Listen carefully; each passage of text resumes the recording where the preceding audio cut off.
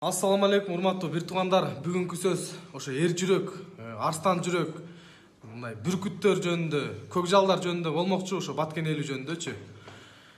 Эми кандай десем, мына биз барып келдик. Кудайга шүгүр, алхамдулилlah, аман эсен барып келдик. Ошо Баткен эли жөнүндө айта кетмекчимин. Андай элди, андай духовистий элди мен көрө элекмин да. Көрсө Баткен эли мындай мактан өрбөйт экен да. Ошон үчүн биз билбейт экенбиз да. Ошол жерде жашап, ошончонун баарын көрүп, ошол жерге ысык сууна чыдап жүргөн элге мына терең таазим да. Биз айтып өткөнбүз, биз бияктагылар жүргөндөр мактанып өткөнбүз, о мен жактагылар мондай жашайт, мындай тигиндей депчи. Бирок аякта жашагандар действительно мындай духовистий экен да, мындай айткандачы. Баа бериш керек чындапчы. Биз Баткен элине дух берип барып, биз Баткен эли наоборот бизге дух берип койду да, мындай айтканда, месиналарчы.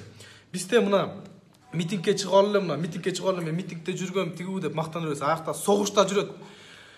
Тажикстан 2 жыл ошол жакта даярданып, 2 жыл даярданып, ушу набекке, залет демеге, налеткочу 2 жыл даярданып, ошол жерде мындай айтканда жана арка, максат айылы деген кичинекей эле айылдар, ошол жерде чоң килтейген мындай шаар бар, 2-чи павеличине көрөт, Душанбе деген Куржан. Ошол жерде мындай кичинекей эле айылдар бар, ошо айылдын тургундары эле ошол жерге бой берип койду ошолоргочу. Канча бир солдаттын башын жейбирди мындай айтканда. Эл эле карапайым эл эле мындай айткандачы, армия киргишкен жок. Эл эле ошол жерде кетмен күрөөгүн көтөрүп алып эле ошол жерде ошолорго бой берип койду мындай айтканда. Ошого сүйүнүп атышат тигилерчи, мына Кыргызстанга кирип келдик тигүү депчи.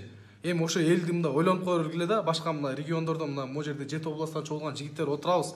Бирок аларга действительно баа беришибиз керек экен да, мындай чыныгы эр жүрөк көкжалдар ошол жакта жашайт экен мындай. Аялынан баштап алар мына бизде мындай да. Дүйнөгө кирип кеткенбиз, машина чийип алсак эле мындай переживать этет. Алар мындай үйүн, машинасы үйүн өрттөнүп кетип, уйларын айдап кетсе деле мындай садака кылып койт экен мындай жүрөгүнөнчү. Мындай эле чечим чыгарып койт экен. Мен андайды мындай биринчи жолу көрүшүм. Намазын окушат экен. Көп 80% Кыргызстанда алымдар ошо Баткенден болуш керек. Намазын окуйт, жумушун кылат, үйлөрүн көрсөң, үйлөрү бар, огородторун көрсөң, огородтор эми биздикиндей чөзүп, жүдөп кеткен эмес. Мына аккуратный, бүт баары терилген, бактар мындай как будто уровень менен тиккендей да. Бизде андай эмес. Мына чыныгы тың адам, чыныгы тың мындай эр жүрөктөр көрсө Баткендиктер, ошолордон биз үлгү алышыбыз керек экен. Намазын окушат, мына кыздары кечөөгө 5тен кийин чыкпайт экен, эркектер намаз окуйт экен, намаз окуганда да бекем окуйт экен.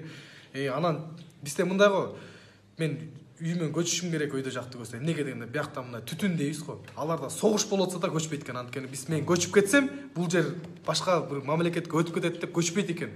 Ошолордун духун ойлоп койгула. Мына биз өзүбүз деле айтып берели. Мына биз командабыз менен бардык, мына барып түндө мына ошо головнойдо мына эң горячий бой болот деп атканда мына бардык да, ошо түндө барып бой болот, мына бүт эме Кужа эме Варуха кирген атат, мына Варуха мына тепселеп атат дегенде түндө өтүп ошо месиналар айтып атканда эле мына жигиттер эгер мондай эметсеңер чуркасаңар, зигзаг чурка, анан асманды карагыла, асмандан кызыл болуп күйүп келет дегендер ошол жерден көбүн ошо Жо окуя айтып бергенмин деп карасаң да. Окуя айтып бергенмин, башка повод бербейт го. Мына жөнөкөй айтып берип койгондой. Келчи. Эки бала менен уруша кетип. Экөө урушкандай эле айтып берип койт экен. Мындайчы биз үчүн эки бала урушуп кеткенде эле айтып берет экен. Мындайчы акта болбосо мындай бир эле тура эмес болсо болду, өлүм. Бирок ошону жөнүнө айтып берип, ошого биз мындай баа бердик. Мындай эки бала менен калтырда кетип уруша кетебиз го, ошондой экен.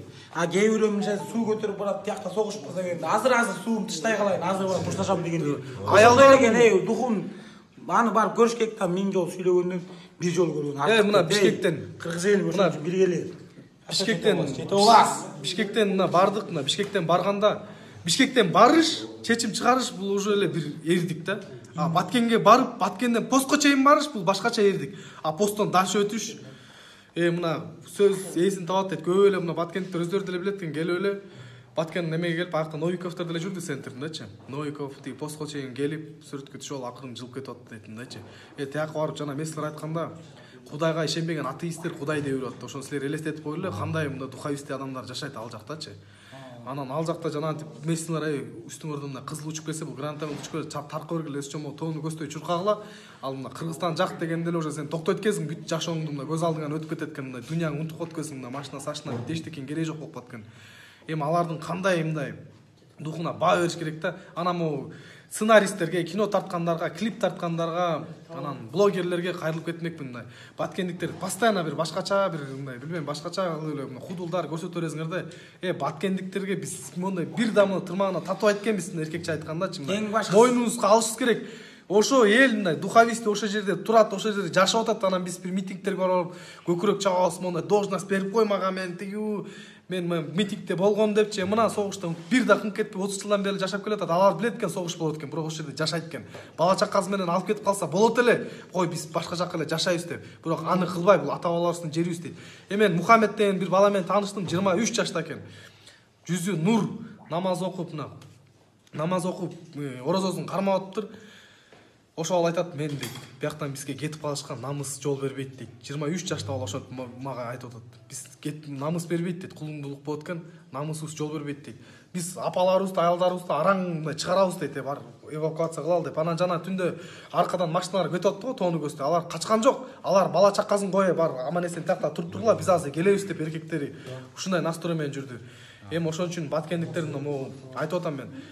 Бир эме калып калганда, бир кандай десем, тура эмес ой, эмелер кинематографтар тигулар тура эмес ойдо стереотип деп коет, стереотип. Андай эмес, стереотипке эметпейли, постоянно биримдикте бололу туугандар. Мындан нары мен айта кетмекчимин, трайбализмди жоготолу. Ошо хейте, үйдө жатып айтып коюш кыйын. Үйдө жатып айтып кое берет экенсиң мындай, мондай жеңил туруп кошакта жүргөн. Дагы бир силер кошумча айта кетчи кейтерлер. Силерди балбөм жоготобуз. Айтып коеюн, биз жоготубуз, Алла жоготот. Силер бузуп атасыңар мамлекетке чабыштырып. Эркекче айтып атам мен силергечи. Бир сүрөтүңөргө кирсем, эчтегеңер жок. Оозуңарды чоюп отурасыңар. Анан көрө албастыктар, кыргыз элим көрө албастыкты тыялы. Биригели. Анан биз тиги мушташта жүрсөк, барып мушташып салдык, талкап салдык деген эмес, барып өзүм ала калып сураша элекандай. Барып ошол жерде жүрсөк, биякта революция кылып ийипсиңер. Ошол жакта ким себепкер ошол жака уюштурганга айтып коеюн. Кармаласыңар дагы өзүңөр жооп бересиңер, кармаласаңар. Чыккынчылар силер. Силер өлгөнгө ошол жакта чыккынчылык кылдыңар силерчи.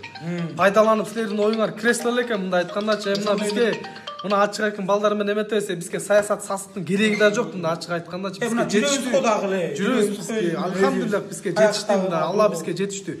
Мына ошон үчүн баткендик туугандар дайыма урматтайлы, кайсы жерге барбасын мындай сыйлайлы баткендиктердичи. Эки колдо учурашабызбы, чай беребизби, сыйлайбызбы, сыйлашыбыз керек экен.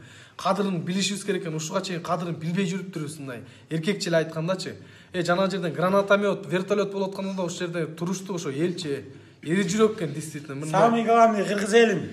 Баткендик эле эмес. Бирок баткендик кыргыз элим жөнүндө сөз болуп атпайбы? Макташ керек. Анан самый главный жүрөгүбүздү дарылайлы. Болуп точкасы кыргыз элим биригели. Баары жакшы болот иншалла. Жете боласыз биримдик алга.